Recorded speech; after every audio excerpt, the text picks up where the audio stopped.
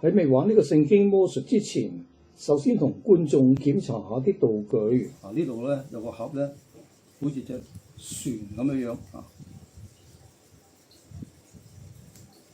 有兩張帆，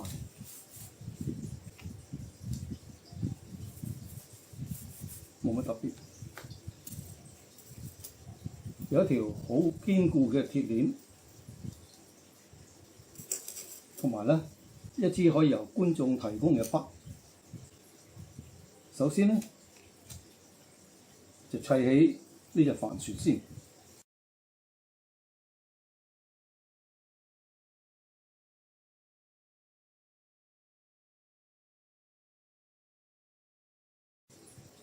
喺兩片帆中間咧，呢個空位咧，可以擺一條鐵鏈落去，可以將條鐵鏈咧就擺喺度。要攞翻佢出嚟咧，好簡單，拎起就得啦。不過，如果呢度係穿過一支筆，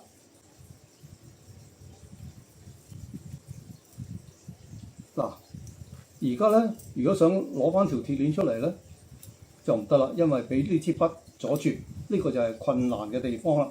咁睇下間魔術師點樣解決呢個困難？咁而家咧，唯一嘅方法咧，就係褪翻支筆出嚟，咁自然咧就可以攞翻條鐵鏈出嚟啦。好啦，呢個聖經魔術而家開始啦。首先咧，魔術師咧就喺左右移動隻手。觀眾可以隨時叫停，咁咧就停喺嗰個位咧，就呢條鐵鏈就喺嗰個位咧放落去兩個帆嘅中間啊。停。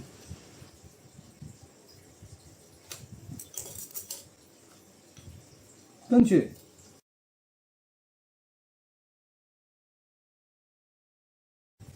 就穿埋支筆入去。而家就冇可能咧將條鐵鏈咧攞翻出嚟啦。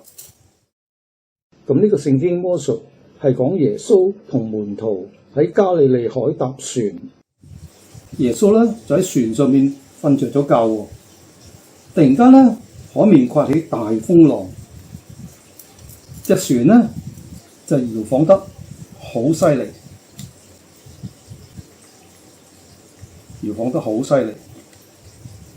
啲門徒咧都十分驚慌啊，怕隻船會沉。佢哋咧就叫醒耶穌，救佢哋。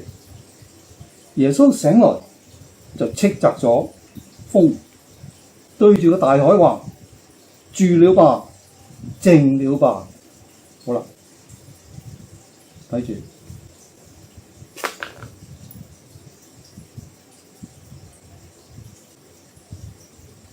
解決咗呢個問題啦。風靜咗。海冇浪，船都唔再搖晃啦。耶穌就對門徒說：為什麼膽怯？你們還沒有信心嗎？各位弟兄姊妹，喺我哋日常生活裏邊，有冇遇到一啲困難而失去咗對神嘅信心，忘記咗依靠神呢？